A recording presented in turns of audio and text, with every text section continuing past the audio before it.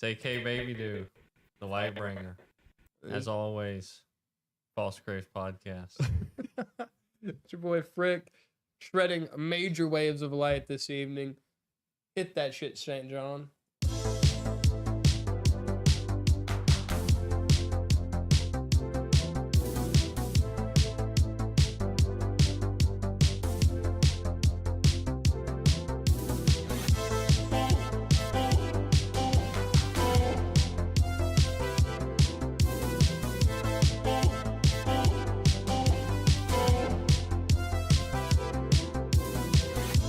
The moon and star come to me through fire and war. So for those tuning in, we have a very special episode for you tonight. For those unaware, this is the first official episode of the False Grace Podcast. Mm-hmm. This is true. And I hope you guys have spent the weeks, following up to this, drinking water and downloading Robinhood, because if not, you're going to be a little behind, like you didn't buy your textbooks for your college class. Mm-hmm. The light is about to go nuclear. One thing that shines light on the world is just seeing how much darkness is still in it. Okay. I don't know about that. I need some contrast sometimes to really highlight the light. That's true. I mean, since we're already in the state where, we know good, evil, right, wrong, light, darkness, you do have to know what the darkness is at this point to kind of differentiate. Because if you didn't know the difference, who's to say what you wouldn't know yourself what you were. Let's talk about times in our lives where dark things have affected us. Have you ever encountered something that genuinely kind of disturbed you or made you feel in a bad way, and then seen something similar at another point in your life and it had no effect on you? Or have you been or consistent across the board? So I think most of the darkness that I have faced hasn't been a whole lot of, myself. I haven't really, gotten into anything too crazy up to this point. Nothing that I can talk about, Plenty of time. Getting the law involved. But I am more so, I've seen a lot of it and it affected me just because it affected people around me. Yeah. So that's really where, I get involved. It's just when somebody else is affected by some darkness. So you never get touched by the dark. I do my very best to stay out of its greasy clutches, let me tell you. But I'm not a perfect man, and every so often I have a bag that fills up with socks, and then I'm left staring at it as if it was my mortal enemy, and the darkness I feel. I've got a whole chapter on this in Pillars of Light. Oh, right, it's a book that I'm writing, and it's going to bring light to the world. Indeed. But I think avoidance, not even going there yourself, like to help others out of the darkness. No, you need to feel it sometimes. You need to be a part of it. You need to suffer as much as you can in it. You need to almost be consumed by the darkness if you truly want to bring the light. I mean, that's a way of going about it. I think it's unnecessary, but I don't think that it's ineffective. If you're intentionally doing it, I think that there's going to be some factor of, regret hidden in there. But I think I really do think that you could do it without it. But a lot of the greatest light bringers that we know of out there, up to this point, they had to go through major seasons of darkness. Yes. Many, I don't know what the term for this is. Like in Alaska, how how many months of the year is it dark in Alaska? Like 6 or to 8? Half the year. I'll find out. Something like that. It's like sometimes people's seasons of darkness are just way longer, but then they have, a couple months of pure light, no darkness. That's almost too much. Think about Kanye West's musical career as an example. It's like he's like the Alaskan rapper of this generation, all that. But here's the thing. I don't think that I've heard anything from Kanye that I would consider dark yet. I think that we're it's real light. I have. I'm trying to think of the line. I'll remember it. Yeah, okay. Yeah. My favorite. We don't have a jacuzzi. Can you believe that? We don't have a jacuzzi. Oh, yeah. I That found- wasn't darkness in the slightest, though. That was I straight found that- That's my favorite. That's one of my favorites. Personally found The the- other one is we could be breathing real Oh, yeah. air. I like Gaga. I like some of the Gaga songs. What the fuck does she know about cameras? I like that one. I found going from Jesus is King as an album to Vultures Dude. and 2 was actually a kind of a dark descent. And then the line on Carnival, something to the effect of Christ and drinking piss were like in 2 lines of each other. I forget, anyone pissed off got to make them drink the urine. Mm-hmm. Something about Christ was right before that. It's a very dark line, and the song itself is very like avant-garde darkness. You know, I actually agree with you on that one. NLE is also doing something a little similar. He's had to come to Jesus meeting. He's coming hoed out. Shortly after Slut season. Here's what's crazy. I think that people, like, whenever they're like famous and they publicly talk about, like wanting to live their life for Jesus, and Yeah. they keep like doing like things that they shouldn't. Yeah. It's different for them because I think somewhere in the Bible it says those that don't know what is wrong Mm-hmm. and they do it, they're going to get a lighter beating in comparison to somebody who knows Yeah. the right way and then still chooses to do evil. They're finna get Yeah. And I'm mega pretty sure spanked. somewhere in there, the worst offenders of all were the hypocrites. indeed. Those who pretend to be doing right while knowing what right is, but actually doing wrong. Like Joel Osteen. Osteen, yeah, that guy. Or I don't know. There's another He's guy, a humble servant. but I don't remember or what his a humble servant. he was. Joel Osteen was a humble servant. Yeah, he just has one football stadium for a church, okay? And those cars he owns and the houses, Mhm. that's from his personal income. Hmm. He does not utilize the church for that. I almost believe that. We had to have guys like him for righteous gemstones to be a thing, and I'm Mm. really happy that we got that out of it. Prosperity preachers are some of the most hated people on earth, especially by the Hmm. modern person. Well, you know what? Honestly, it's for a good reason. I saw a video, not super recently, but essentially this woman was calling around like as many churches as she could and asking if she could get a can of baby food because she wanted, she was just feigning a helpless mother who needed some food for her child. And an overwhelming amount of no's where she recorded every single one. And Weird. she tried to convince an overwhelming amount of no's were in this video. And I don't know how many she actually did. What There's did multiple parts. Did they get the audio? Like, how were they denying her? They were just saying, "No, we can't do that." But then there were the few, seeds in there. These couple of dudes, and it wasn't like, "Hey, I'm gonna get somebody to take care of this for you." He said, "Where are you at right now? Yeah. We're gonna take care of business at this very second." And if you're running a church, and that's not your mindset when someone calls about some baby food, I know you can't help everybody, but why would you tell them no? Ask and you shall receive. I love to help someone who asks. I love to help the people who ask. There's just something about it.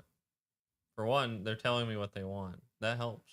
I think it's about the humility. Yeah. It's like, yeah, I'm in a place. I need assistance. Yeah. Then you go, okay, now that you've admitted you need help, it's not me forcing help upon you. Yeah. Yeah. So a bit of a tangent. A lot of the church haters, they don't just hate necessarily prosperity gospel, but they also just hate religious institutions. Mm. You'll see a lot of these people say churches shouldn't be able to avoid tax. Churches should have to pay tax, especially on prosperity preachers. Yeah. I disagree wholeheartedly. Like the idea of a fair share to who is the fair share to? Mm-hmm. And secondly, if I have to choose between one corrupt entity and two, 100% I'm picking two. Because I'd rather have a divided power unit of corruption than a singular power unit of corruption. If the churches can get away with not paying tax, they're at least a hopeful bastion of corruption. Mm-hmm. I can see that and agree. I think that to really set a balance here, I think the correct thing to do is I think preachers, since they are, if they're reading the word and doing what they're supposed to be, they're, disciples of Christ. And if they are that, then they should be at these churches preaching for nothing. They should not be getting paid to do what they're doing, because it just leaves a bad taste. And, the people you're trying to reach, it's going to leave a bad taste in their mouth. I think that there wouldn't be this issue if pastors worked throughout the week, or, lived in their own community where they didn't really need that much money to get by in life. Find a way. You serve a God that makes ways out of no ways. You can totally find if you're really passionate about it, you do not have to get paid. And everything that every bit of money that church makes untaxed, there's so much light there's so many seeds that could be planted, light that could be spread. And I'm not saying that churches aren't doing that. There's lots of good things churches are doing, but I'm just saying in these specific cases, So back on the darkness again, you've gone through things in your life. Obviously, you've never really gone through something that stuck with you, that's shifted who you are from day to day, at least for a little bit. Well, I don't know. I feel like I handle bad things extremely well. So like depression, like that's not something that I can honestly say that I could identify with at any season in my life. I've treated everything as a part of the story, as a story I get to tell. And although some things were bad, because of the way I have framed them in my particular narration, it doesn't leave just a scarring negative effect on me. Getting cheated on was pretty lame, but even that, it hasn't really like affected how I behave in, my current relationship. I'm still pretty trusting, and which some might consider a silly goose thing to say, but I don't judge this one based off the last one. Yeah. And I think in terms of like betrayal and stuff, that's pretty much the closest thing that's come to really unearthing me, because I'm normally pretty grounded, I would argue. Well, some people will say strength is what you can survive. And I tend to think strength is what you can still be after surviving. When you look at things like 9/11, and you guys probably, especially you, Frick, look at what happened to airlines after 9/11. The average American experience is just so much worse. TSA, the rudeness, the shuffling of people, all of that was a product of something happening to us. We basically allowed terrorists to hit a building in the United States, and then millions of Americans suffered for 20 years because of it. The entire airline experience forever was worsened. And so, really being strong is surviving the most terrible things and then walking out the other side still naive. Naive to a degree. If you lose all naivety, you're going to be very callous and manipulative by nature. It's very true. Whenever whenever you're done wrong by so many people, it can really poison your view on humanity. So whenever you get into whenever you're able to find a situation like a community of people who really would care about you and work with you hand in hand, and whenever you actually needed assistance, give it to you. You won't find yourself in those places long, because it'll feel like you don't belong there. Yeah. It's like, oh, I don't have what these guys have. I'm not cut out for this.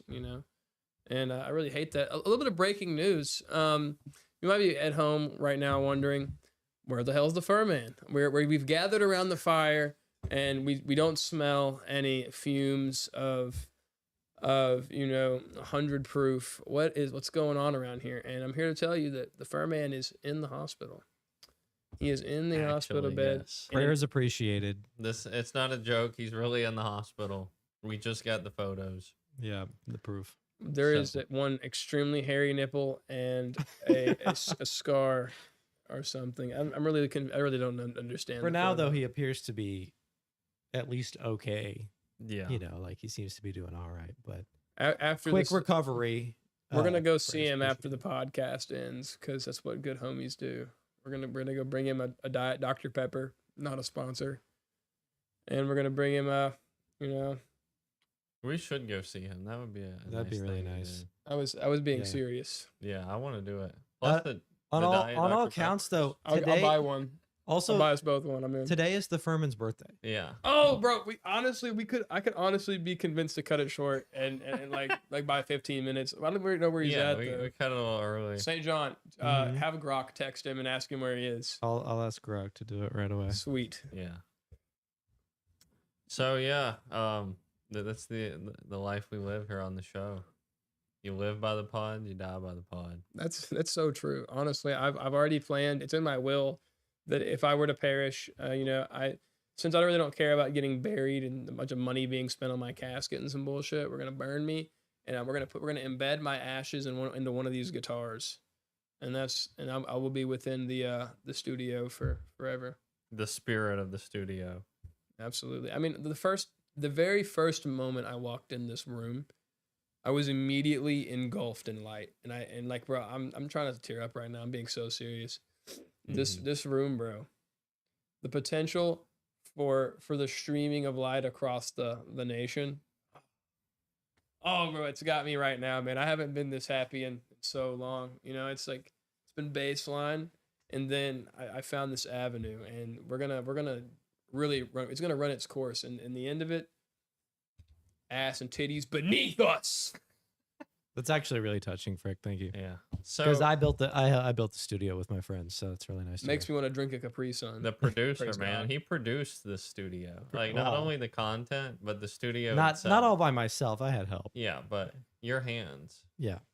So now I bring up darkness this week because there's a lot of dark content circulating in the news right now, especially this week. Yeah. Oh, I'm actually Um, I agree. I mean, I have a topic now that I forgot about. Yeah. Go ahead though. Go ahead and But enter into this. particularly, the most pressing thing is the Perez Hilton event, on TikTok Live. So I'm actually not in the loop on this. So Yeah. what is this? So I've got a bit of history with knowing who he is. He's a bit of an older celebrity blogger / influencer. Oh, his first name's Perez and his last name is Hilton. Yeah, he might have legally changed it to mirror Paris Hilton because he started as a bit of a celebrity cuck in a way. He made fun of celebrities. He sucked up to celebrities. Kind of like James Corden. Yeah, maybe, but worse. He wasn't necessarily well liked early career, but he leveled out over time. He was known for writing nasty gossip about celebrities. Okay. Yeah. He's like he was a gay guy. Now he's like a middle-aged dude. He's obviously still gay. Why is it obvious? My wife told me she's been up to date on kind of his stuff, Yeah. and he actually proclaimed to be a born again Christian Yes. fairly recently. Yes. but still gay. I guess so.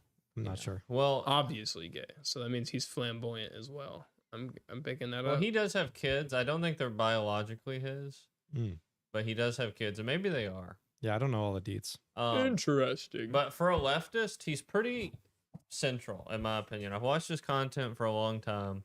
I've never felt he was too over the top.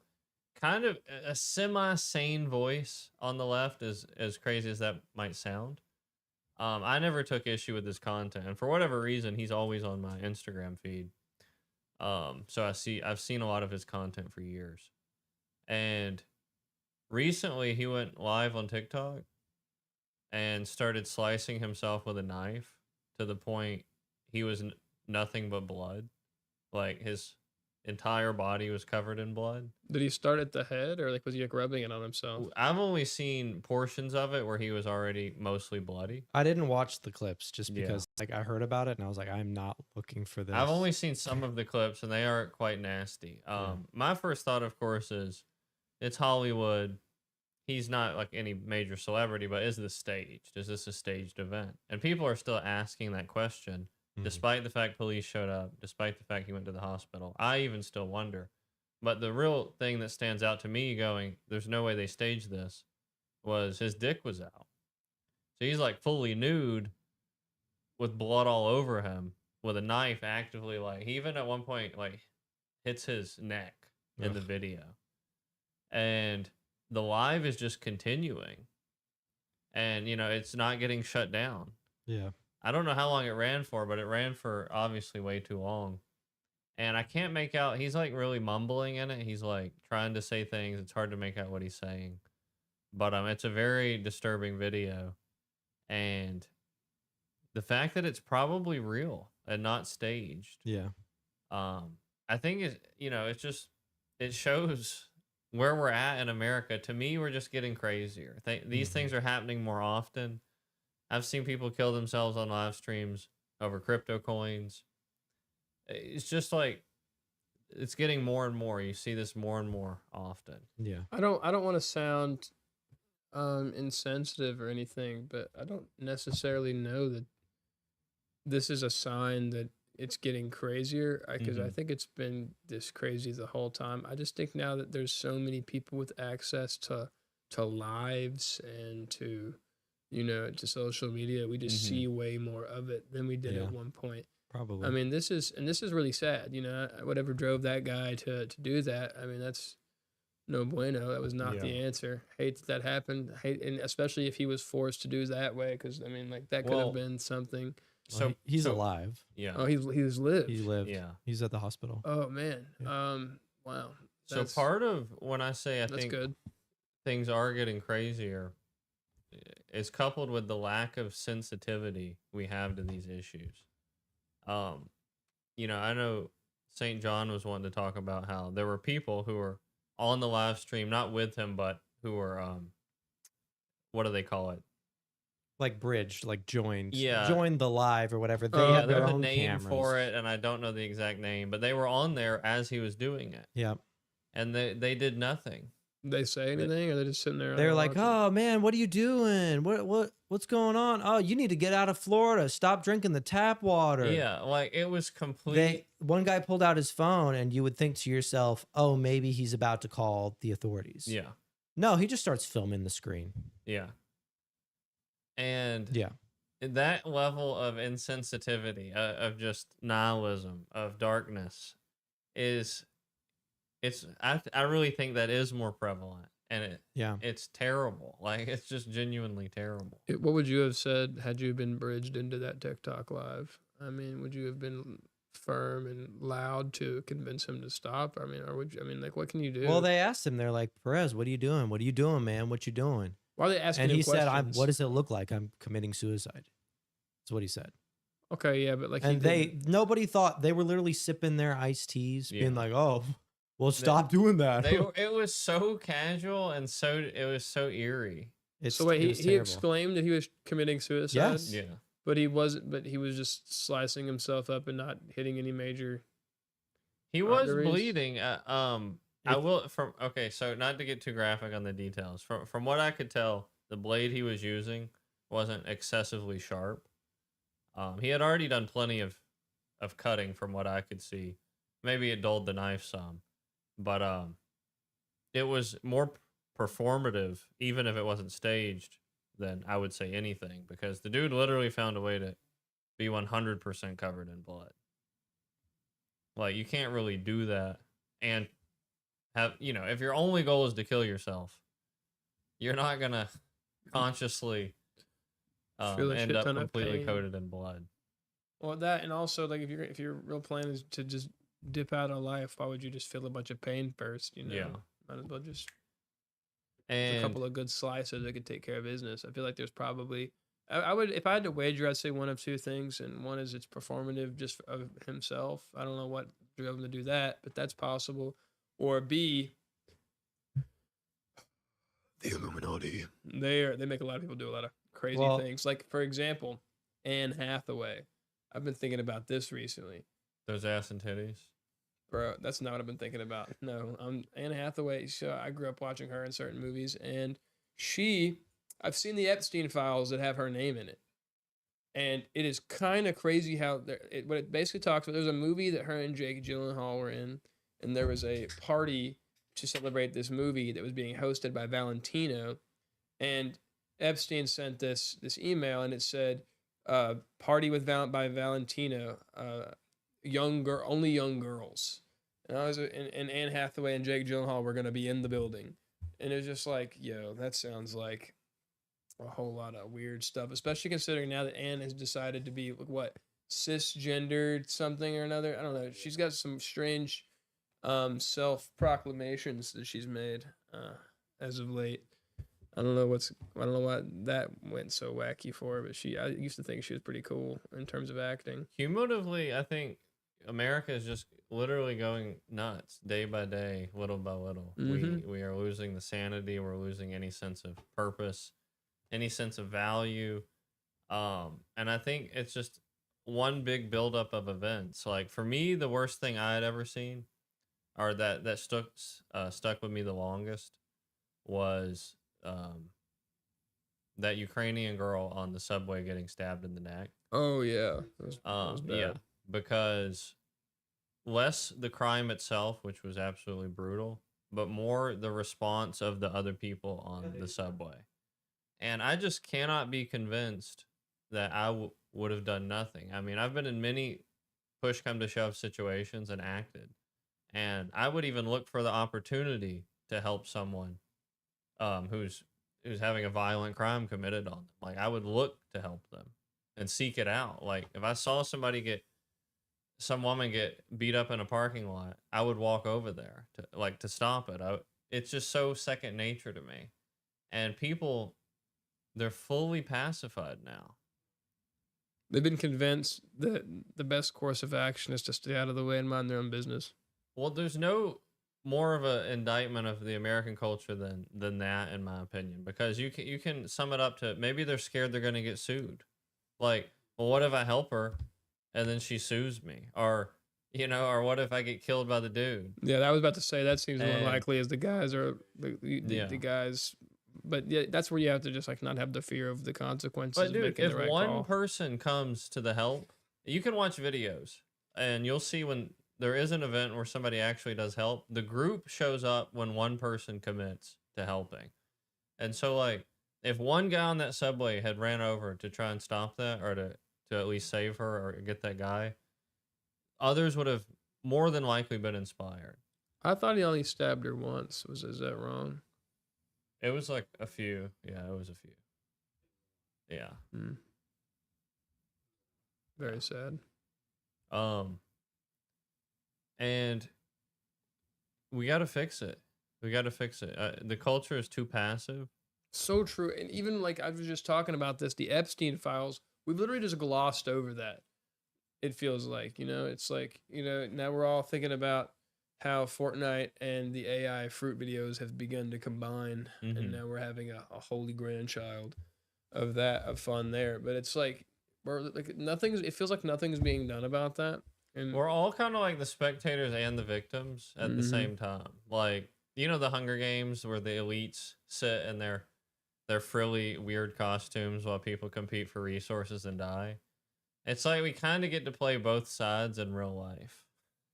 Like we can also be a victim of these atrocities at any moment. Like, I'm not saying that's likely, but you never know these days. I mean, some dude with a gun just shot a couple in a Tesla in some state recently. There was a shooter. I didn't hear that. Yeah, somebody was plugged into a supercharger, and you can't actually activate those cars. You can't just drive off while it's plugged in. And a guy pulls up with an AR and just guns them both down. Just on some GTA 6 type shit. No rhyme or reason. It just happened. And, we're here now. We talk about it. It's like it's like so normal at this point. We're narrating our own. It's crazily normal. Yeah. It's crazily normal. I was just thinking about, there's this guy who was just banned from, he's an Irish guy, so like he's not a US citizen, but he was banned from coming into the country because a year ago he posted a critical post about Israel. And to me, that's insane. That anyone would ever be critical of Israel? No, that he would be banned from our country for being critical about an ally country. And he's not an American citizen with free speech rights that we have. But at the same time, that's insane. Yeah. And it got me thinking, if I was in another country and something was being done to me, some atrocity, I was kidnapped and tortured, and then some ransom was given out, nobody in this country would even think about trying to rescue me. Yeah. I'd think about trying to rescue you. I know you probably would. We used to. I mean, the general populace. Yeah. The general populace is at the point where they're like, nothing to be done. There used Oh, to well. be such a premium on human life, American life, that if another country captured an American that outside of war, it was literally a liability for that country Yeah. because of how strong the reaction to it was. We'd blow their shits, move off. Yes. Exactly, and Yeah. that's because America started out strong on with good moral values and principles, and then the elite are now attempting to usurp control. And step one is demoralize the country, and they've done a real good job of that. Mm-hmm. And we have not helped. We have only helped. Mm-hmm. I'd say we as in society. It's like, and it's going to come to a point where you can't get anybody to agree on anything. And once they decide to sweep through and start, establishing the elite dominance on us, what are we going to do? Yeah. What's the I plan of kinda- attack? I kind of just started thinking about this. I've played GTA 5 for a long time, and the nice thing about 4 and 5 is that they're like, and I've said this before, it's something we've said before, is like the world building of the game is a like just a snapshot of the city in the time the game was made. Yeah. So GTA 4's New York is like New York when GTA 4 came out. Yep. And same with 5 in Los Angeles. The craziness of the people in Los Angeles, even though it was a parody, was about that much, Yeah. even then in 2013. And it feels like the entire country is as crazy as that parody. Yeah. Mhm. How about that? Is that? I think so. I think I that think it's so. I think Because it's I think crazier. what you would say is the classical left has become incredibly crazy, but the right in response has gone, no, we're fed up. Actually, we're done being steamrolled Mhm. by the progressive side. I think that's what's happened. And that's why everybody feels crazy. Everybody feels crazy because there's no unified truth that we all buy into anymore. It's Hmm. too fractured. We just need one unified truth. And if you're religious, obviously, Christ and God would make that. But for people who aren't, I think, even though it's a more shallow form, a single unifying entity that people can all buy into would cure a lot of things. In the past, that could have been an enemy that we actually all thought Yep. was an enemy. Yep. You can't find those anymore either. Nope. There's no country on earth so bad right now that that some Americans wouldn't support that other country. Yep. It doesn't exist. So the common enemy has basically escaped us, which used to be a great tactic for unifying. Yep. So just pick this country and say they're bad and we're good, and then we're all together again. But that died out. And so we're just left with nothing to unify us and no truth to believe in. Well, the only close thing now is all the young people rallying against Israel. But even then, that doesn't get to like the point. Yeah. It doesn't even get to the point. Like, it's like, oh yeah, sure. There have been some people who have been taking advantage of the United States. Everybody's trying to take advantage of us, Mhm. obviously. And also, It's it's not the main unify issue, the right? young and the old. There were No, issues it in the doesn't. past that the youth and the older people would have both agreed on. Yeah. And this isn't one of them. The boomers don't. All have a I mean clue. is that's probably the closest thing Yeah. right now. That's because they Probably. grew up during the time that was the most impactful, and so their memories of it are strong and stubborn. So Yeah. that's not that was expected. I mean, I rail against the boomers a lot, but dude, they went through lots of stuff. Yeah. Vietnam Dude, and all that. I can't imagine. especially Nam, absolutely.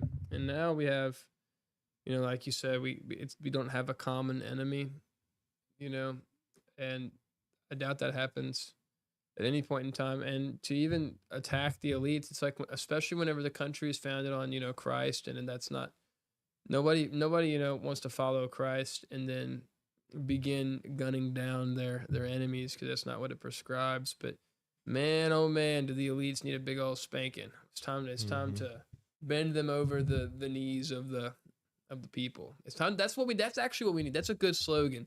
Bend the corrupt over the knees of those who are obligated to abolish them. That's what needs to happen.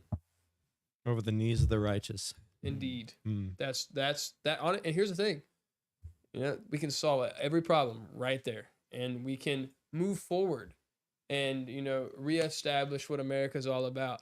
That's freedom and that's the people. That's all I have to say about that.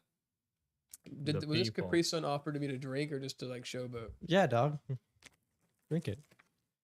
Capri Sun, hydrate. Speaking of this country, man. Dude, electric cars, I'm not into it. Oh, no? No. I haven't driven one, so I don't really have I think any reason to not spend money on gas is a good idea. I haven't driven one either, but I respect Elon. I think if I respected any electric car company, it would be Tesla. But I think just the way it takes away my autonomy. Yeah. Is just a non-negotiable for me. Mm-hmm. I don't want to be the only guy driving a gas-powered car on the road, but that's what's going to happen. Yeah. They're going to call me a liability. There's going to be laws thrown at me because I'm the only one driving a gas-powered car, and everybody's got electric ones that weave seamlessly between each other perfectly because the automation is perfect somehow. Yeah. But if I can't decide to go somewhere else, like even just with the Waymo cars, that decide to do circles around a parking lot and you can't unlock the doors and get out. Like even with that as a starting point, that's just a terrible starting point. I can't imagine something. Every single institution has us by the fucking balls because here's why they want it so much. The government wants it for obviously surveillance purposes and to run your data. They can basically create a caricature of you through your driving habits, through where you go and that informs insurance. Yes. And can raise your insurance premiums. And that's the second. The insurance industry, which is massive, wants the data so they can more properly assess their rates. And it's pitched under the guise of, with more data and less autonomy comes cheaper prices. Well, if people aren't driving themselves, well, insurance is going to be basically nothing. Don't you want to pay no insurance? And the reason insurance is already extremely high is because they're predatory companies that turn record profits every year. It's not necessarily because people are fucking up more. Yeah. It's because they have to make more money every year. Yeah. So prices have to go up. And then you've got women. They're more safety minded. Yeah. And they naturally lean towards those entities, the government and the insurance agencies, because the values line up, keeping people safe. Well, yeah, and like biologically, they look for a stable thing to guide them. A teenage boy getting his first car is an American classic. It's a pivotal thing in American culture. The teenage boy, 16, first car, freedom, high school, it's a thing. There's many novels, many books, many movies written about this concept.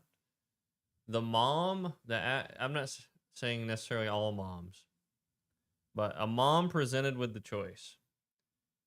We can give your son a car that goes from point A to point B, but he doesn't drive it. He doesn't engage with it. It takes him, via AI or via whatever on its own. He doesn't touch it. They're going to want their son to have that. Yep. Why? Because we can't have, my baby boy getting hurt. Mm-hmm. No, it's a feminine experience. Yeah. The risk of death is the spice of life, obviously, or else we wouldn't die. Well, for me, it's literally just because I'm not in control of this thing. Yeah. Like at any moment, this thing has so much integration with a different network. Yeah. Like even now, my computer can my computer in my car can talk to different Sirius XM and all these other security networks. Yeah. It's like I'd rather it have none of it. I'd rather be completely off the grid of this. Yeah. Just for my autonomy. And maybe that's selfish. Like I think about how many deaths in the United States are from car related accidents. So many. So many. Like we've all known somebody who's been in a car accident. Yeah. And whether they've died or not. Yeah. And they are fatal most of the time. And so part of me goes, I'd love to reduce that risk, but I don't think we should be willing to give up our freedom No, at the and same time. it's because we all want to fucking blame somebody. If you can blame somebody, you can solve something. Yeah, true. If the blacks are the problem, we can solve it by getting rid of them. If drunk drivers are the problem, we can solve it by getting rid of them, etc. But the truth is, nature is real. Like, nature is fucking real. It exists. Sometimes the fucking baby deer gets eaten by the bear, by the bobcat in the woods. It happens. Do we then turn to somebody and go, the fuck's your problem? No, it's a part of the ecosystem of our creation. Yeah. And if we would just accept these hardships are part of our lives and stop blaming people and thinking we can solve them, you can't solve nature in that way. You can't. Yeah. Unless you want to just devalue all of the experience of it. Yeah. So, yeah. We could just, copy Meet the Robinsons and, create bubbles to travel in. That'd be cool.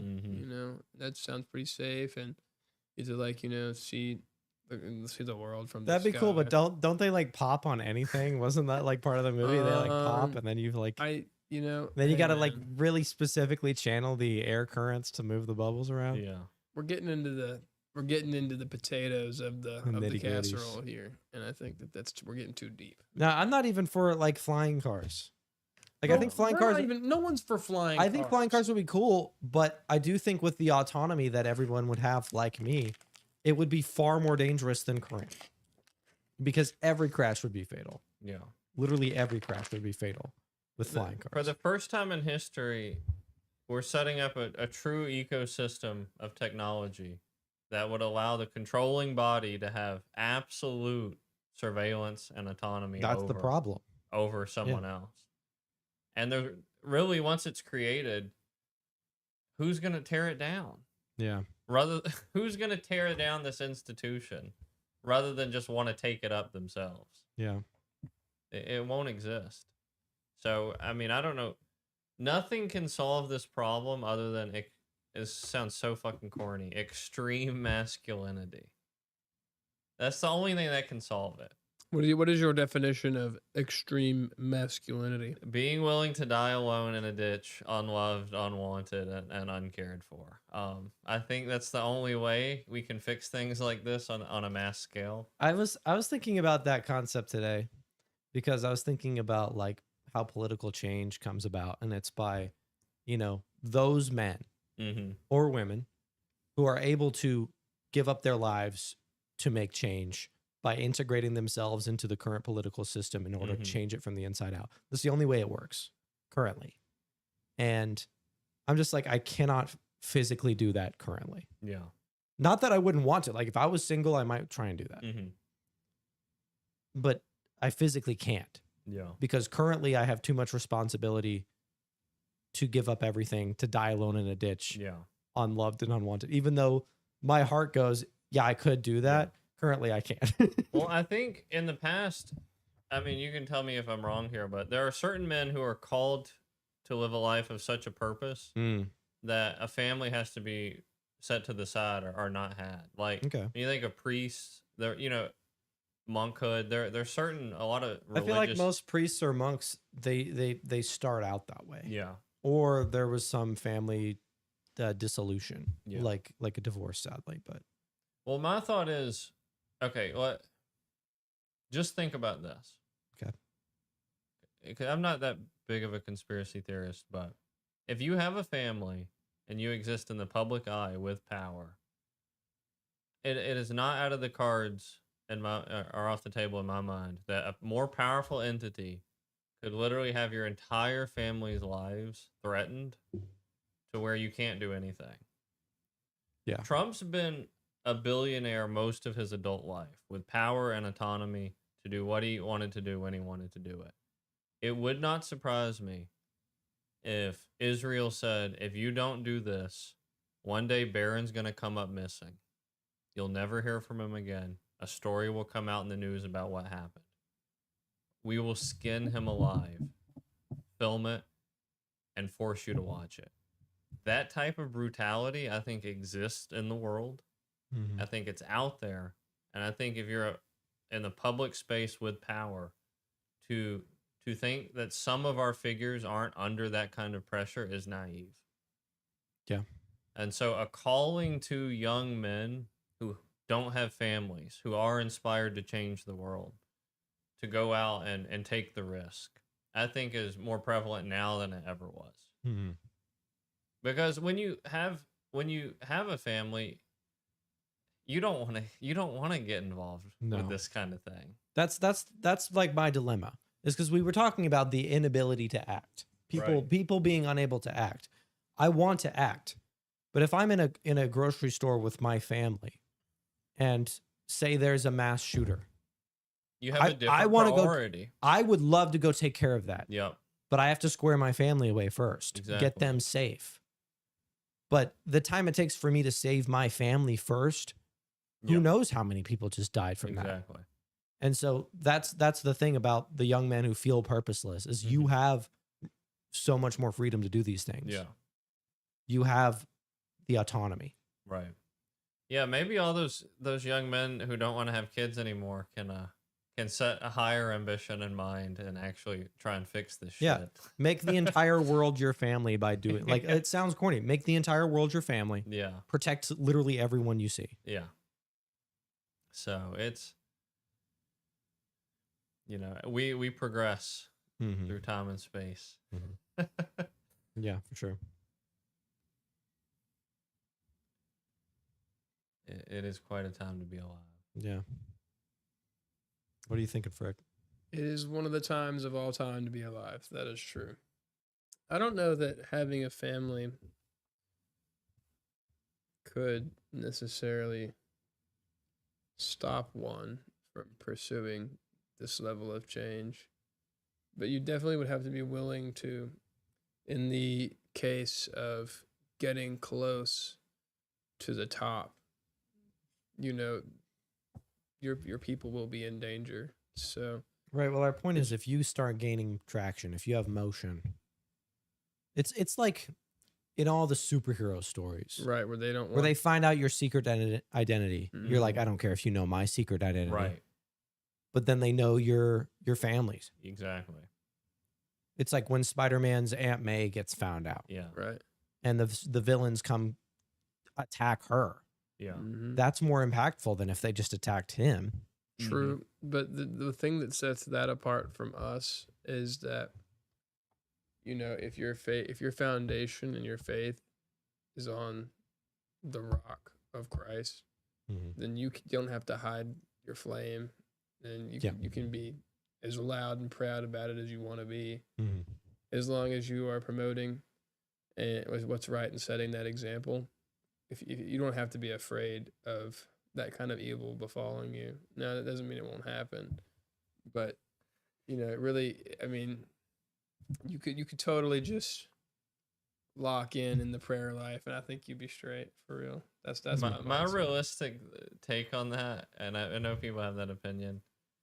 I genuinely believe we're animals stuck in this conscious life, for better or worse, and God has given us the path to heaven and told us how to get there.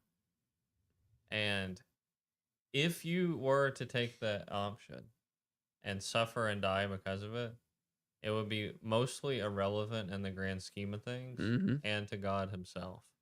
It's more of an issue of, can it be irrelevant to you?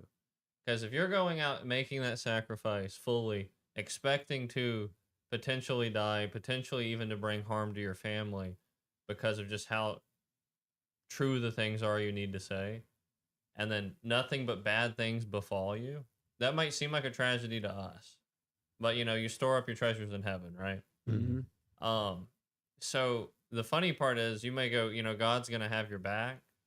I'm not saying he's not going to have your back after you're gone.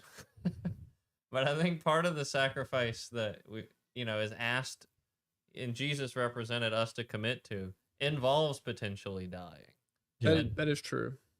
But I think, death is not what, you're worried about. You'd be worried because once you have a family, your death is not as important as the well-being of the rest. So I'm saying that maybe maybe your story ends with a death in the pursuit of righteousness, and that's Mhm.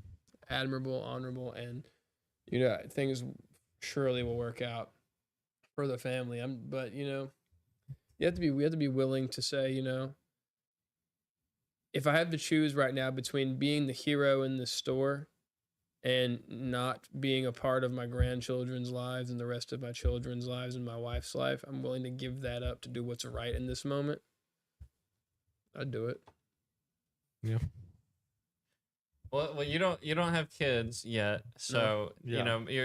your take may change, and I would say, I'm not saying that's not possible. I'm saying it's really difficult yeah, when you're actually in it. I'm not. I think- wasn't. Yeah. I wasn't trying to get at it. It'd be an easy choice to make. Oh, yeah, I'm just totally saying not. that I think that I'd rationalize it out quickly and say something along the lines of, they need to see me do what's right in this moment. Yeah. And I'm gonna do it. And then I would maybe be. I'm delusional. So this That- could be, as you said, I don't have kids yet. This could Yeah. change, but I don't think so. I'm pretty sure. I'm pretty locked in on this Okay. train of thought. I don't really disagree. I think this really just ties into what we're really all about here at False Graves, is not treating death that seriously. Mhm. Yeah. Because to us it doesn't matter. To die is gain. To die for the light is That- the all gain. That's the main purpose of the pod. That's what it's founded on. And I'm saying, you say it doesn't mean that it's not that serious to us. Obviously it is. It's very hard for it not to be serious. It's from an idealistic standpoint, we know that's the path. We know Yeah. that's the goal. It's not meant to be so serious. It's simultaneously inevitable and unimportant. Mhm. Right, which is why we try to throw death in the pan and season it with whimsy. But Yeah. what we're really trying to do is that for people who don't think this way, death is that serious. And when that happens, we don't whatever the next level contains, if it's really going to be that bad for people who don't make their way to the light event, I think it's not just our job, our duty, our obligation to just to spread that light. Because how much do we have to hate somebody to not tell them where the way? So in the same way that automation and AI and surveillance is reducing our autonomy, that's from fear, ultimately. Mhm. Fear of another person's actions, fear of safety, or fear of not having safety. You can apply that same way to how we think about death. Death is stripping humans of pure autonomy. Yeah. Because it's a constant factor in decision making. So you might make a decision, like if you remove death as an option Mhm. completely, there are so many things you might have done or done differently. I would say that's the truest indicator of your soul and who you are, is that choices you would make in the absence of death being a possibility.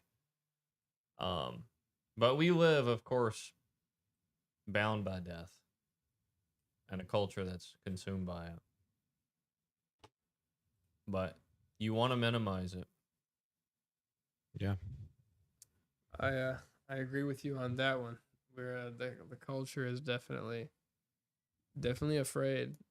The fear is everywhere, and one of the great things about the light is that nothing can hide in it. So fear will eventually be as irrelevant as death. One thing I feel like I've been struggling with really similarly is the idea of legacy. Mhm. Like, Legacy. To me, it was like really important that people remember me, Mhm. remember what I do, remember what I was interested in. Mhm.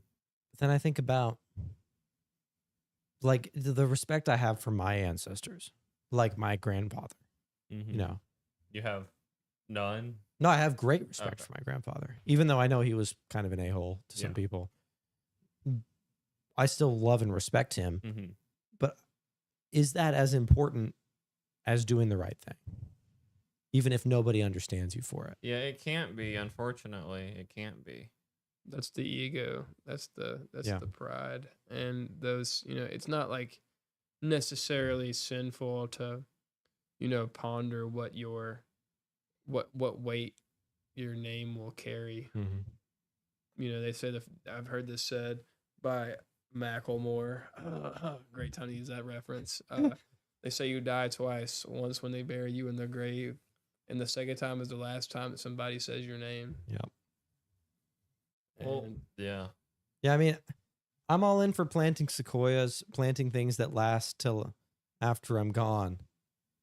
But those things need to be meaningful. They need to not be serving my ego only. Mm-hmm. They need to be actually bringing light and not just not just shining the light on my name. Exactly. Yeah. I feel like in terms of, let's just use this, what you said, planting the sequoia, not for myself, but for, those that will come after me. Children's children. I have zero interest in carving my name on that tree. Yep. And I think that that's, it's really like, the mindset that I'm trying to build, because I've not been like that my whole life, and I'm not really fully like that now, but to be able, my somebody close to me, they have these, ideas of grandeur of how they can, bring goodness into the world and do the good things, but without their name being attached to it, it's essentially worthless to them. Mm-hmm. And I want to be the exact opposite of that, which is not the exact opposite, because that'd be doing bad things and no one knows it's me. But just just saying, like, doing what I can and plant as many trees as I can, and then you don't know about Isaac's sequoia seed. You know what I mean? Yeah. They don't have to know about that. It can be just for the love of doing it, and because it's glorifying, Mm-hmm. the Creator. That's all I need right there. Yes, sir. Ultimately, the ego should just be a rarely utilized tool. I like Just that. something that's just used in certain circumstances, but really, you should be striving for a relevance to a degree of your own self.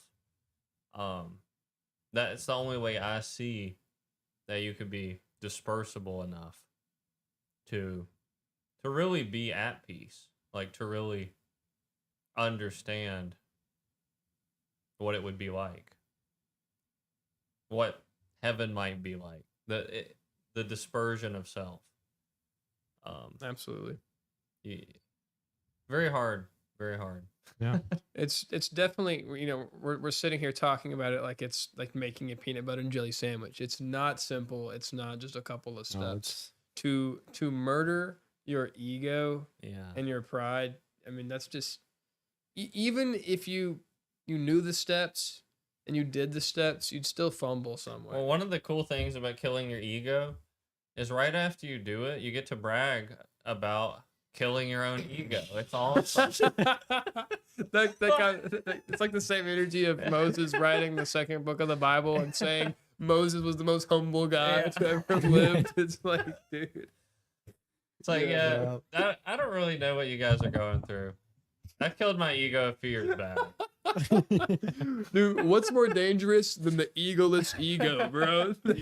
That could be a book in itself, man. Yeah. The faceless ego. It's because the ego's got like an immediate restart. It's like it resuscitates itself at will.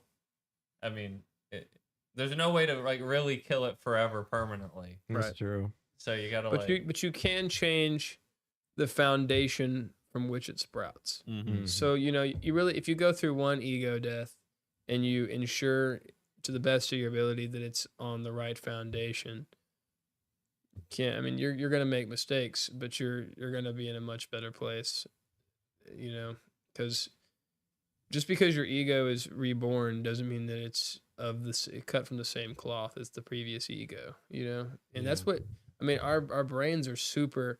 What is this called? Like neuroplasticity? Is that what it's called? Like how your brain can change just like when that? when you're 30, that goes away. Oh, neuroplasticity. No, it doesn't. I think every age. Doesn't it have to do with how They just call it plastic then. It's just how easy it is to learn new information. Yeah, neuroplasticity is how well the brain regions communicate with one another. Yeah. Generally speaking. I thought it was the ability to change the way that they worked. Yeah. Maybe I don't. Maybe this Which feels like it's typically too people say loosely that's like related. before you're 25, your brain's not fully developed, therefore it's easier to manage and develop. So are we saying TikTok lied to me, and that doesn't happen at every single age? This No, is so specific to the youngins. here's why. It does happen throughout your whole life. It's just drastically superior at a young age. That's why kids can handle tragedy. Kids can actually handle a lot of tragedy better than adults because they don't know any better. The brain is still developing. But yeah, Right. there's a massive fall off at a certain age. And you can keep it, but it's a youth game with that. I hear what you're saying about tragedies. Whenever my grandma died, sweet Nan, rest her soul. I was at like she had an open casket, and I had just gotten like a phone for the first time in my life, and I was spamming photos of her in the casket, and my grandfather caught saw me doing this, and I got I was Hey, yo, it's me, Grand. exactly. I mean, I just wanted to like not forget what she looked like. That's kind of Okay. thinking, but I didn't. That's a lie. I wasn't thinking that. I was just spamming Yeah, photos. just like, let's I was spam like, some this is photos. like a moment I should capture. Things feel more weightless when you're young. Yeah. I deleted those photos per request of my her son, my grandfather. Yeah. Here, my dad and my grandfather have passed away, and I would say both of those funerals I handled relatively easily. I didn't feel like they were too bad. It wasn't a lot. I can say with confidence now, I have 3, primary family members remaining.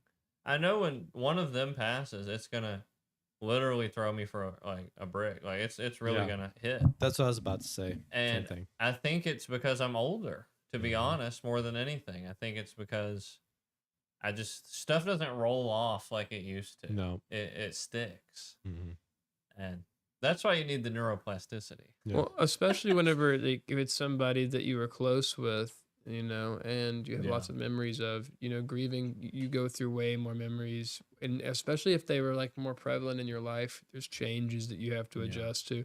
Like when you're young, you're not adjusting to the change of Nan. You're just not going over to Nan's once a week, Yeah. Yeah. And then, when you get older, it's like your week, you're like multi-day, card games or dinners with your mom or something, when that time comes. I don't think about it a lot, but my mom passing will suck really, really bad for Yeah. me. And there's lots of other people that are gonna suck and that'll come first. But just eat like now or when I'm, 30 or 40, whenever it happens, it's just gonna be a real shell shock.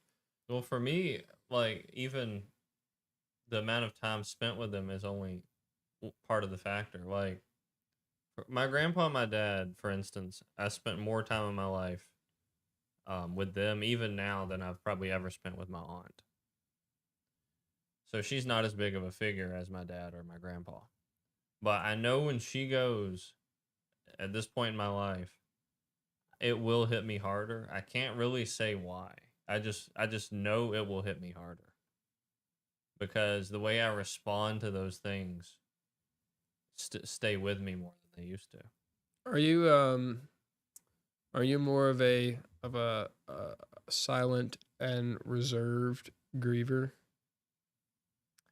I'm an open book if somebody were to ask about how I feel about it, but I don't really You like vomit onto people your thoughts and emotions Yeah, about no. those things. Just if somebody's interested, you don't mind carrying the Yeah. conversation. like I'd That's it. gladly discuss it, but I don't feel compelled to just like it's just the feelings are what they are. Yeah. Right. It'd be like walking through a library and like all the books are just like, like parts of them are just getting read aloud, and it's like, man, I wish I would have just picked that book up and read it instead of, having to hear about it without Yeah. choosing it. So that was a really weird analogy that I created right I there. was like, where's he going with this? It was strange, I admit it was strange. No. For the kid thing, I would have thought it would be the opposite. Because I've been really pondering the idea that when you're a kid, time moves slower. Mm-hmm. Your only reference for a year has been your past few years.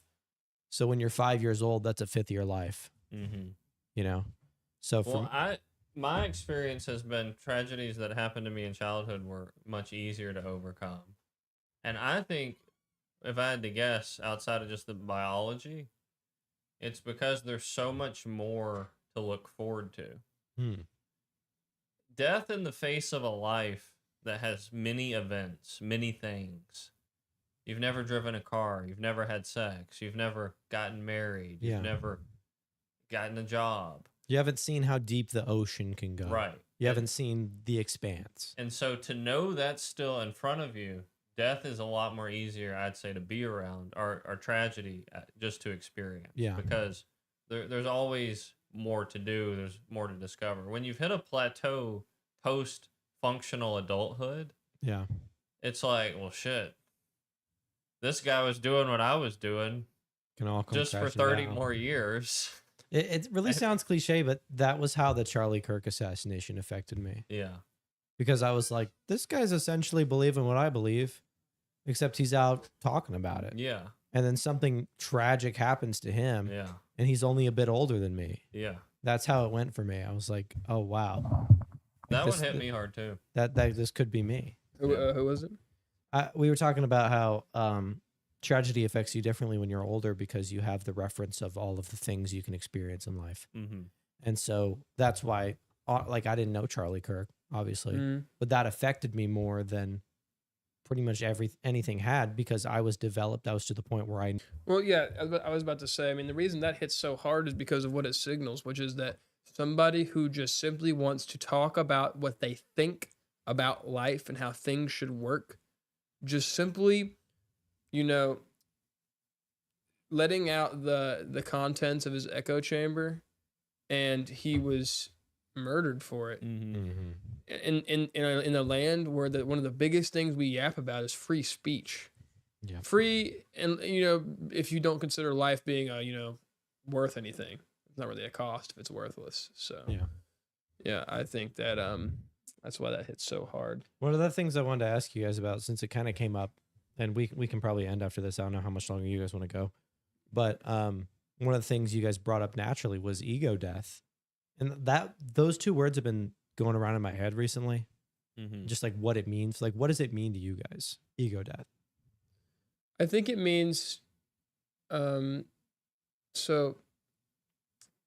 I talked about this last week about how, like, once you become self-aware, the ego begins to build, and your desires are driven by what the external sources have given unto you. Placed value on. Exactly. Mhm. And so ego death, I think, is just surrendering what your desires and your ideas of what the future should be, and even parts of yourself to whatever. For me, it would be Christ, obviously, to surrendering to the life that I want to live, which means I have to change who I am and what I've been doing.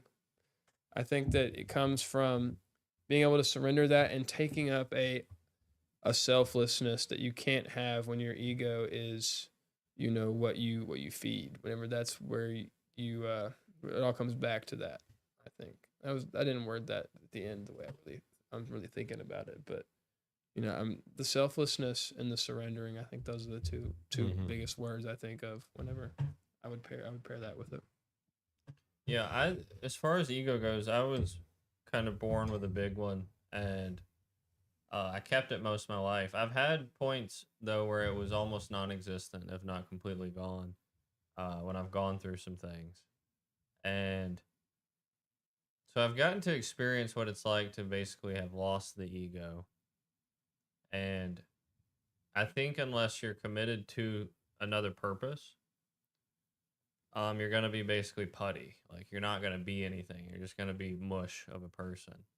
So the key I would go for, if you want to reduce your ego or not have one, would be to find a purpose worth serving you can sacrifice yourself into, and then also not somehow develop a sense of pride whilst doing it. Mm-hmm. But I would say, I mean, this sounds like I'm just making this shit up, but really I'm not. At least over a year with relatively no ego, I couldn't even conceive of obtaining one again. And I've always been an introvert and introspective, so I really calculated how my life was playing out without one. how my interactions were going, what was happening, and I felt that I was no longer an effective person. I was just floating through life. And there's an upside to not having ego. I mean, life's a little bit easier to navigate. Yeah. You're Um, humbled effectively. yeah. Yeah. But I ultimately concluded, I actually had this conscious thought with myself many times. I'm like, well, I have to bring the ego back. I just have to know how to dial it in better this time. Like, I have to get a taste of it again. I have to dabble it in, but I don't ever want to go back to who I was. And we'll see where we go from there. Hmm. And I made the conscious decision to try and to grow the ego back. Um, I'm not sure it was the wrong decision, but Yeah. that's been my experience with having one, not having one. Rewinding a little bit back to what you said about, attaching your ego to, a purpose that you can sacrifice yourself into. You said to be careful about, the pride of it all. Mm-hmm. And I think that also kind of echoes back to what I was talking about last week, which is if you join, Christianity, and then you enter into the sect of Christianity, which discusses, where it makes you, essentially you get to the point where you're like, it's us and them. Mm-hmm. I'm doing better than the sinners. Mm-hmm. And that's a real dangerous slope. The pride that can grow from that is almost stronger than without. Mm-hmm. And I think that you really have to come to the you have to have the epiphany that every single person falls short, and it's not about going somewhere and acting more righteous. It's about the cause itself, which is to just love the Creator, love your neighbors, and that's really. I mean, it's not as difficult as people make it out to be. It's fairly simple. Yeah. Well, I think the reason I was asking was mainly because when I usually hear somebody say ego death, it has a negative connotation to it. Mm-hmm. Well, I Or mean, pe- think or about it. people Losing say it- self. That sounds like Right. it sounds like people. The whole country is, is shooting for hyper individualism, Self-centeredness. Yeah, Yeah. exactly. My favorite and most common experience with the term ego death always came from very egotistical drug users who love to loft the fact that they don't have an ego over me. Which means they have ego. Like I've just known, multiple guys who've done DMT, lots of shrooms, things like that. And some of them were genuinely humbled people. Some of them, despite their experiences, were obviously not. But they made sure to let me know. I'm just trapped in my ego. They wouldn't know. They but- know it's my ego. Yeah, I'm like, bro, give me a fucking break. dude, man, shroom users, dude. They Dude, toss yeah. around the phrase ego death like it's nothing. Yeah, I and have it- also done It's that, not Acid. even so I know for As sure. far as I got some friends who use acid. It's the same thing. They're like, psychedelics. I mean, You you can go. use like frequently, yes. bro. I do not understand like taking acid frequently at all. That's so strange. I've been told a couple times like you dropped acid 7 times, you're insane. It's like that can't be true. Well, that's because your ego's so big. People have popped 14 tabs and come out the other side, like semi okay. Hmm. It was, at least to the naked eye. I wouldn't know, bro.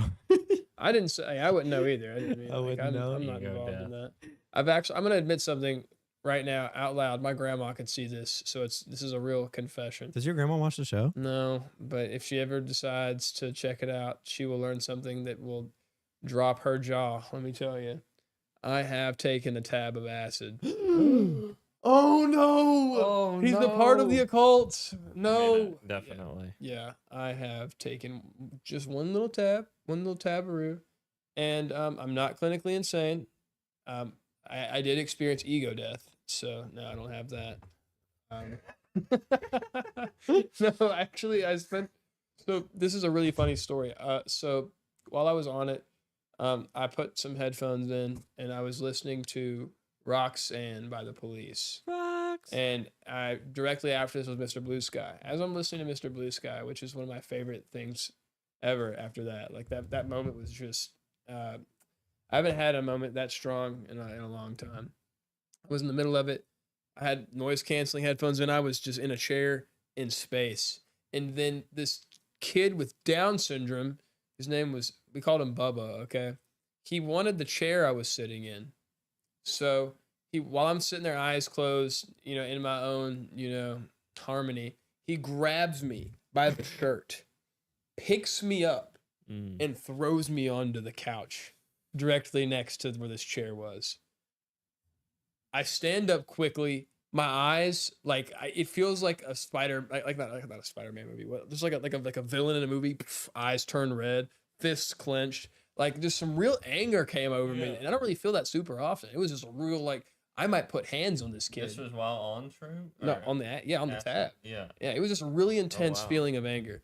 And what really saved me from going over this line, this darkness that was trying to grab a hold of me, was a joke that I've heard 100,000 times, which is, hey, don't fight a kid with Down syndrome, because if you win, you kick the kid with Down syndrome's ass. If you lose, the kid with Down syndrome kicked your ass.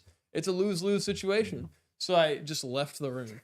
I immediately, after thinking about that, giggled, dropped all charges against him, and just went and listened to the Mac Miller Swimming album. And I was in a good mood for the rest of the night. So a good choice. It was a great choice. Missed that ego death. Bro, I'm telling you, bro. I'm telling you.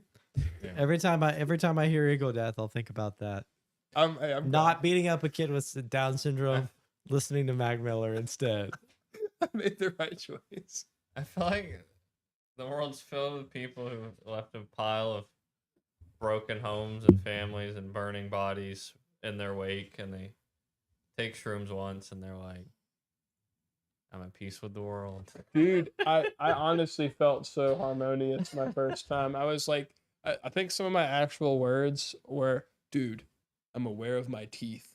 I'm aware of myself. I am in a room, and I'm okay with that. Bro, I was like, this is the most. That even sounds egotistical to me. I don't know who it was. There was a very humble experience somebody had. I don't know if this was some comedian telling their drug story on stage or something. Or maybe it was a friend. I don't even remember at this point. But they were aware they were in a house, but just on the planet, and the planet was exposed to the expanse of space. Mm-hmm. They were just like, we're just in a box. I'm just in a box. And I'm so small, and I'm so humbled by it. Mm-hmm. And I was like, that's the light. You actually tapped into the light. That's exactly right. And it's only if you experience ego death like me, you honestly can get there. I'm gonna start selling a course now, dude. A course for ego death. This is an untapped market, and I genuinely believe it could be a thing, dude. I think for the low price of $219.99 per month, you too can achieve. And the trick is, see, everybody thinks you need certain substances to reach ego death, but they're all wrong. Mm-hmm. Following our special program, you'll actually be able to achieve it completely sober. This is true. All you need is the guiding words infused with the light, and you two will think that everything gonna be all right. All it costs you is one free subscription to the False Graves podcast. So true. So true. Man, put this man's face on an apron, bro. That's what I think. Yeah, yours. This one? Yeah, put that on an apron. Dude, the colors on this camera are so bad. Compared to you guys, I look like a lobster. You're also lagging. There's also some real visual lag there. Yeah, this camera sucks. How many phone calls am I gonna get, bro? Dude, we'll be wrapping up shortly. So I think we're gonna see if we can get Furman's information. He's not responded to us. Well, he's low-key responded, right? Oh, did he? Well, he said he was in the hospital. He didn't say where, though. Yeah, I asked. I was trying to figure out where he's at, but yeah. Yeah, maybe we ought to give him a call. I'm hoping that when he said his legs were crispy, he's referring to the sunburn still. I'm hoping that too. And Sunburn? he said his legs. I asked how his legs were. Right. Because I only saw the upper body. So. Well, that's the question. Where's he at? Potential last topic. Okay. We were talking briefly before you arrived, Frick, about the Ariana Grande music video. Is there anything about that you'd like to mention, AK? Oh, is this the only thing I know about this is it's supposed to be related to elites and Epstein or something, maybe? Is that- Every music video. Well, right. we were right. talking about it, and he Safe goes, guess. he watched like 5 seconds of it. I don't know if you had context clues from I hearing didn't. hearing news I articles. didn't. I knew she was gonna be bloody at least. That's all you knew? One of the scenes, yeah. That's all he knew, right? Okay, so we're here in the studio, and he's like, I ought to watch this in case we ought to bring this up. Yeah. He pulls it up, and he watches, what, 5 seconds? Yeah. And he goes, I already know. I was like, what do you mean? He goes, I already know this music video is going to be, she's doing an audition. The guy's really rude. So she kills the guy, and then all the women cheer. Yeah. And that's why she's covered in blood. I sat there with him. He watches the whole video while I'm like getting the podcast ready. That exact Spot freaking on. thing Yeah. happens. Spot I'm not on. even No kidding. way. I'm not even kidding. Well, they're very predictable. Yeah. Yeah. And I guess, I've talked about this topic before. The overall occult messaging in Hollywood, why it's there. Is it genuinely a cult? Or is it popularity? Because my initial thoughts are, in a world filled with exposure and getting your face out in front of people as much as possible to remain relevant, secrecy and elitism kind of falls away. Yeah. The popular kid, I used to make the analogy, I think you've knocked it before, but the popular kids in school have an aura about them of mystique, like what separates them. And you don't get to know their lives that intimately, or at least today you probably do. But back in the day, people went home. They weren't, exposed 24/7 or on social media. Right. And there really is, if you take social media out of the equation, there's some people who would be way more interesting, know, if you didn't and that's really, it's bred a new group of people, the stalkers. Yeah. And it's like, man, it used to be fleeting moments that you only had, a few seconds to digest and experiment with deciphering the runes, that were upon their countenance. And I enjoyed that. But then you get to high school, and my high school my generation anyway, was all phones. It was like, oh, that girl, I want to know more about her. Look her up. That guy, oh, what's he doing this weekend? Let's go see what he's been doing the previous 7 weekends. There's no mystique. It's lost on the new generation. Well, I wonder if celebrities use the Illuminati symbolism as strictly a free publicity stunt, because Travis Scott has it in his video. There's so many celebrities with occult imagery in their videos. And if you go to the comments, Illuminati, you'll see it's like free engagement. Like, if I put this symbol in my video, if I do this gory thing in the video, people are going to come discuss it. And we like to think it might be even more sinister and more coordinated, but I think it could be as simple as, this is free publicity, because people are conspiratorial by nature. I mean, some of them for sure. There's that is not beneath, people that are trying to, get the clicks. 100%. I would agree with that. But something equally as dystopian in my mind about that music video, it's very dark. And when she is actually doing the job of killing, the blood is there. She's digging in, and you see like a portfolio of his head coming off. What was I wrong? Was it actually a chainsaw? Yeah, because I thought I heard a chainsaw. It was a chainsaw. Like, that's like such a gruesome way to dismember somebody. I mean, I don't know that it's actually. I mean, when you think about the horror, what, guys? I haven't even said anything yet. I literally just. No, how are you dismissing that? How is it not gruesome to dispatch somebody with a chainsaw? Okay, so you mean like compared to horror? I was gonna say, maybe I'm a little what's the word? I'm a little desensitized. Desensitized. That's the word I was gonna go with. To that, because I've seen you watch Rick and Morty. I've seen every slasher film created, probably compared to horror. So sure. It's like, if she's just trying to like annoyingly and obnoxiously really get the point across, and this is the hyperbolic way she decides to go about it. I don't know that it's worth much more thought than that. Very. I haven't seen it either, so I can't comment. She comes out of the audition room, drenched in blood to a crowd of cheering women supporting her. Don't like that. Yeah. That's not cool at all. Women. That's not- where, now not that's women. too far. No, I'm just The kidding. chainsaw murder. Yeah. Quick update. But Furman's getting X-rayed. That's why he Really? wasn't responding to us. He's Oh. broken something. Oh, okay. damn. Maybe his ego died in that wreck. We'll have to go We'll find see. out. But the dystopian part is all the comments to me. No one said, "Why are you making content like this? Why so dark?" Or there was nothing about, "Wow, this is kind of just a nasty video," which it objectively is. Everything was focused around her anorexia.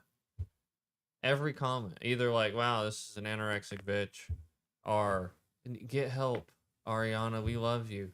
Why are you saying you love somebody that you don't know who's clearly spreading a terrible message? Like, the video's disgusting, the messaging is disgusting, and you're like, "Get better," you know? And I'm like, what? Dude, the climate is so incredibly, lopsided at this moment. Like, for example, like there's this one trend on TikTok where like couples will like turn their backs to each other and they go 3, 2, 1 and then show each other like an item in the house and they break it in front of them. And the first one to react loses. Really, really stupid. I don't know what that's about. But anyways, so like this girl, she like breaks a dude's PS5, right? Yeah. And all the comments are like, it's a bunch of girls giggling, laughing, haha, he deserved it, haha, it's funny, I would have done that too. Anyways, so fast forward a couple videos and he breaks like her like makeup palette, and all the girls in those comments, leave him, he's done. This is unacceptable behavior. Yeah. What an absolute The propaganda pussy. in comment sections is crazy. Yeah. Dude, it's Because so it used crazy. to be you'd see a video and the comments would be reasonable. You would like understand it. It's getting extreme. And now all of the content is curated toward rage bait, Yeah. to where the comments are literally about the rage bait, or like the comments themselves rage bait you. And so And it's like infuriating the culture war between the sexes, Yeah. or any other culture war. It's And I literally know- made to be the circus. yeah. The comment section is the circus because And- you go there for validation. You can kind of do A/B testing with it. Yeah. So I've seen the same topic and the same approach about an issue, and the comments be directly opposite. Yeah. Now you could go, well, that makes sense if the video is posted from a liberal. Okay, let's say it's a liberal account. You go to the comments, and then it's the same video but posted on a Republican account. Hmm. You can expect easily that those would have two different comment sections. Yeah. Because the followers are Different. But TikTok has many accounts that are nobodies. User 12 blah blah blah. The default account, Mhm. and they have 1 million views on a video. That happens all the time. I've seen the same video on multiple anonymous accounts with entirely different ideologies in the comment section. Strong enough and cohesive enough, you'd be convinced that that was everybody's opinion. Mm. Like 20 comments deep with everyone having the same opinion. Yeah. A few days later, see the same video, different poster. 20 comments deep, completely different opinion. I've seen that on Instagram too. Yeah. I've seen that from different posts. And I'm like, this tells me either one, the opinions are just literally people just going to figure out what they're supposed to think. Yeah. And then just following the herd, or it's a calculated attempt at basically ruining our brains and ability to think for ourselves. Well, I catch myself doing it. Yeah. I catch myself saying, I wonder what people are thinking. I wonder what people are thinking about this. Yeah. I wonder what people are saying about this.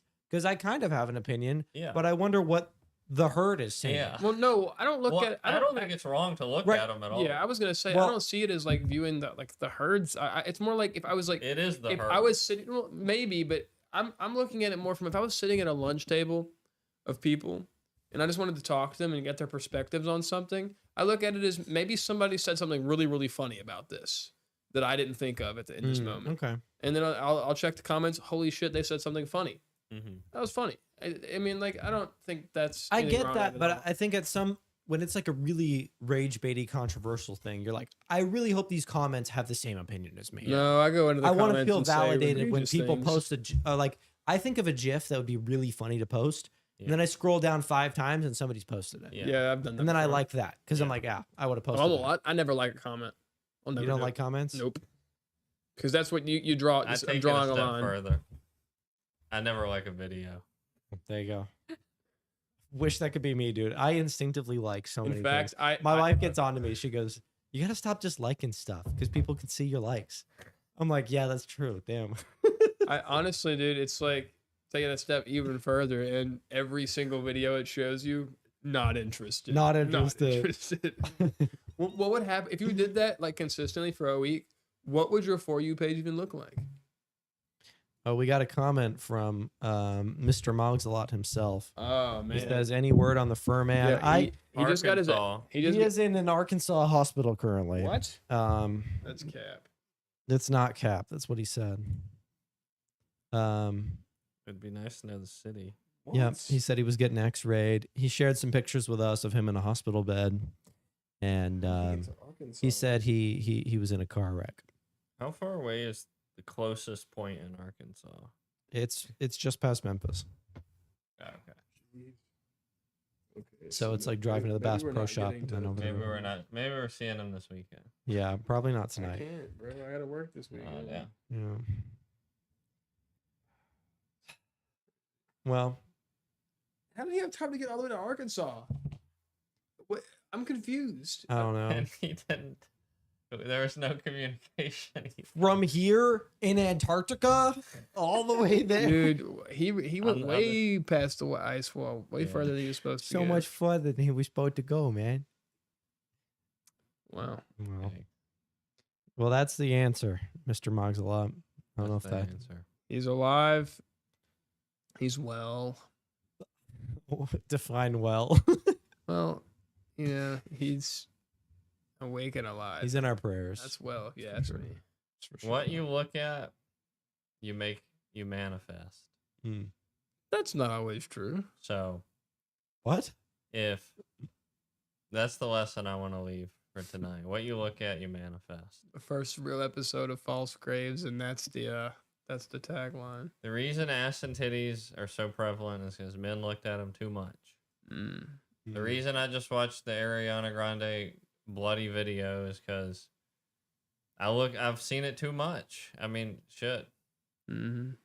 it's too normalized. Mm. By watching it, I just generated another view, which says, "Hey, the consumer, they're liking this content. They're at least consuming it, Mm-hmm. Consume. and so look away. If you see something you don't like, and you can't actively change it in the moment, look away." And I would say, when you look away, go and find yourself a mirror. Sit in front of that mirror and mentally slash your ego with the sword of righteousness. And then go tell people your ego is no more. So much good advice. And I would say, if you can act, don't hesitate to act. Unless you're in the store with your family. No, that's what we were talking about, dog. Mm-hmm. Was like the inactivity is a problem. Right. And the thing that keeps me from wanting to act is all I have to lose. Right. Which should only further push you to act. That's what the point was. Yeah, and I mean, I really look at this as like a rich person talking about their problems to somebody with no money. Mhm. Like you just don't know. Unless, Oh, me? Yeah. Okay. all I'm right. not saying That's he's fine. No. rich and you're poor. I'm just saying No, that's probably a fair assessment. it's just you can't know There's unless you no, have kids. I mean, you can say that, but that's like you can apply that to anything. My point on that was Yeah, the of course. sacrifice is so large Mm-hmm. because you might be leaving your kids fatherless.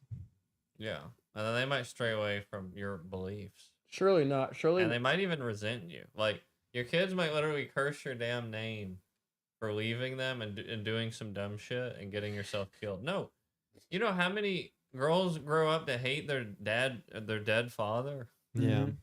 I've heard that story many times. I've also heard that story. The way I see it, you know, if I did it for the right reason, Then God will make it right. God will make sure that I believe she's that. not alone with all of the football team. Yeah. With the football You team. better hope, man.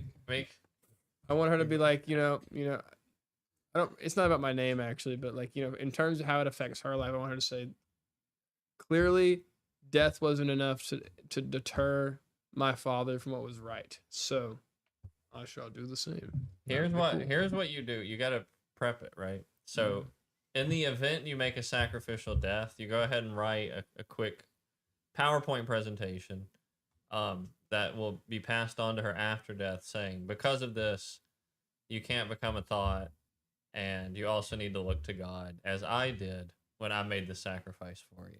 That way, there'll be no ambiguity. Right. So Imagine this. Imagine fathers started telling their daughters, "Don't be thoughts." The surge of wholesome chastity would, right? Is chastity the Yeah. not having sex? Chastity. I haven't heard Hey, that word in kids. so long. Don't be thoughts. Be epiphanies. Okay. Mhm. Be huzzahs. Be eureka moments. Yes. Yeah. Gazoon type. Let yourself cook, ladies. Yeah. No, for sure, dog. Mm-hmm. Right. For sure. Well, we probably won't be visiting the Furman this evening, I don't believe he's in Arkansas. but rest assured, Mr. Furman, we will be visiting thee. And I don't even know how I'm going to get out there this weekend. I got a busy weekend. Well, we're going to be sending some light his way. Yes, we are fully capable. We can transmute it through space and time. If we can't do it, who can? Oh, Exactly. unless he's in Memphis, because there's an Arkansas Trauma System Network in Memphis. Yeah, well, Memphis is in like 3 states. Well, there's Memphis, West Memphis, and Yeah. North Memphis. It's Tennessee and Mississippi and Arkansas. Yeah. It's like a fucking hybrid of a city. It's the worst place on earth, dog. Crime's so bad because you just walk over the state line. I've had good experiences in Memphis, like I've Texas had Day good Brazil. experiences, but I've also had very bad experiences. Mm.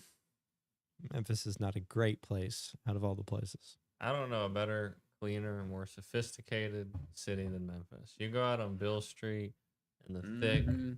of a summer evening, man.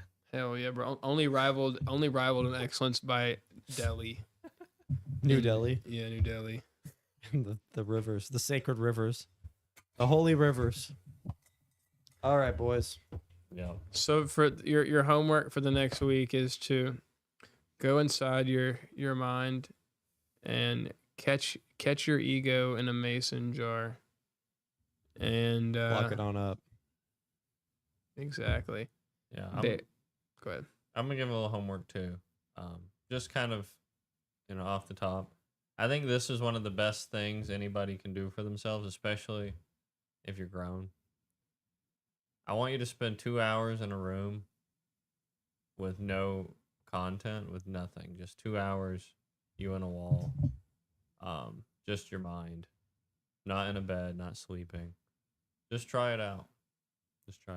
Boredom breeds creativity. Also, autonomy. Mhm. Necessity is the mother of invention. And Uh, God is the best author of invention. Talk I to that can- motherfucker. Can mess with that. Mhm. Well, as always, Frick, don't trip in the darkness. Love you guys. Always be in the light. And drink water, y'all.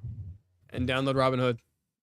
Oh, drink water, drink water, drink water, bitch. Oh, drink water, drink water, drink water, bitch. Oh, drink water, drink water, drink water, bitch. Oh, drink water, drink water, drink water, bitch. Brush your teeth every day. Oh, don't play too many games. Oh, only 3 hours a day.